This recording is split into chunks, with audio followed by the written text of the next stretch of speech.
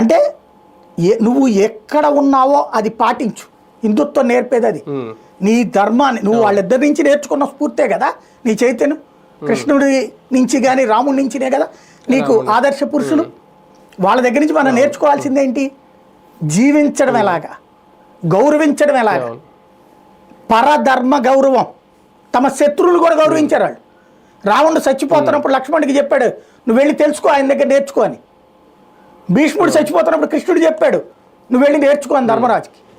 అంటే శత్రువులో ఉన్న శక్తిని కూడా గౌరవించారు వాళ్ళు.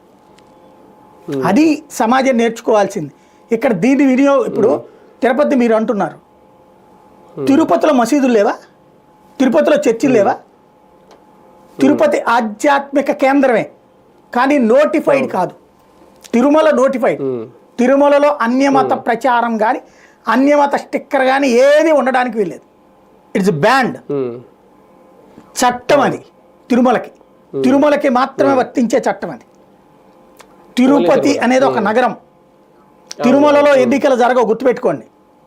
తిరుమలలో ఓట్లు వేయరు. తిరుమలలో రాజకీయంతో సంబంధం లే. అది ఆధ్యాత్మిక క్షేత్రం. ఇదివరకు ఆ పైన ఉన్న వాళ్ళని కూడా కిందకి దించారు. ఈవెన్ ఇప్పుడున్న వాళ్ళు కూడా కిందకి వెళ్ళి ఓటేస్తారు. ఏదో అక్కడ ఉన్నటువంటి ఒక కాలనీలో వాళ్ళ వరకు అక్కడ పెట్టినట్టున్నారు ఓ పోలింగ్ బూత్. అది కూడా సిబ్బంది, భక్తులు ఓట్లు వేయరు అక్కడ. అదే సందర్భంలో తిరుపతి అనేటటువంటిది ఒక నగరం. అక్కడ ఉన్నాయి ఆధ్యాత్మిక క్షేత్రాలు. కంచిలో లేవా? ఆధ్యాత్మిక క్షేత్రమే కంచి. అక్కడ చుట్టూ ఇళ్ళు లేవా? మధురై చుట్టూ ఇళ్ళు లేవా? తిరువన్నామలై లేవా? అరుణాచల్